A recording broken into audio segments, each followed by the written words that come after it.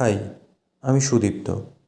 বেশ কয়েক বছর আগে আমার বানানো একটি সরস্বতী মায়ের বিগ্রহ আপনাদের সামনে তুলে ধরছি। হ্যাঁ, অনেকে বলতেই পারে যে এটা তো অনেক পুরনো ভিডিও, তবে আমার কাছ থেকে এই ভিডিওটা হারিয়ে গিয়েছিল এবং অনেক খোঁজাখুঁজির পর দেখলাম ভিডিওটা আমি পেয়েছি। তো ভাবলাম আরেকবার আপনাদের সামনে এটা তুলে ধরি। এই বিগ্রহটা নিয়ে আমার বহু স্মৃতি জড়িয়ে রয়েছে। আর এই বিগ্রহটা যখন আমি বিসর্জন দিয়েছিলাম, বেশ ২ বছর এনাকে পুজো করা হয়েছিল, অঙ্গরাগ করেও পুজো করা হয়েছিল।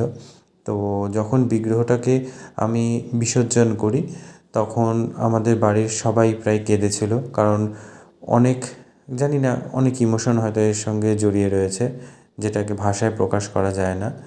তো এই পুরো প্যান্ডেলটা ছোট্ট করে ডেকোরেশন করা, তারপর এই ঠাকুরটা, এই ঠাকুরের সাজগুলো, ছোট ছোট সাজগুলো, তখন এত কিছু জানতাম না বা এত কিছু শিখিনি যে কীভাবে কী করতে হয়। একটু একটু করে শিখছিলাম। তো যাই হোক, তার মধ্যখানে এই ঠাকুরটা আমি বানিয়েছিলাম। তো এই ঠাকুরটা যখন বানাই, তখন কেন জানি না খুব একটা মন খারাপের মধ্যে দিয়ে এটা বানিয়েছিলাম। তো তারপর যখন বিসর্জন দিই, তখন সবারও মন খারাপ ছিল। আমার মায়ের, আমার বাবা তো খুবই কেঁদেছিল এই ঠাকুরটা বিসর্জন দেওয়ার পর। প্রথম আমি দেখি আমার বাবা কোনো ঠাকুর বিসর্জন দেওয়ার পর এত কেঁদেছিল। তো যাই হোক, এই ঠাকুরটার প্রতি আমাদের সত্যি খুব মায়া জড়িয়ে রয়েছে। আর এই ঠাকুরটা দেখুন, আমি একটু কী বলবো, ওয়েস্টার্ন টাইপের সাজানোর চেষ্টা করেছি। এই পুরো গয়না, পুঁথির গয়না, সাজ, ঠাকুর, এটা কেমন হয়েছে অবশ্যই কমেন্ট করে জানাবেন। আর এটা আমার বেশ কয়েক বছর পুরনোই কাজ।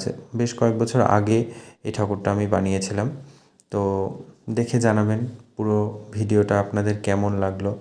আর এটা হচ্ছে সরস্বতী ঠাকুর বা সরস্বতী পুজোর আগের দিনের ভিডিও। পুরোটা ডেকোরেশন করেছিলাম এবং আলপনা দিয়ে নিয়েছিলাম। তারপর চেষ্টা করেছিলাম যে একটু ভিডিও করে রাখি, কিন্তু ভিডিওটা হারিয়ে গিয়েছিল। অনেক কষ্টের পর খুঁজে পাই। ধন্যবাদ।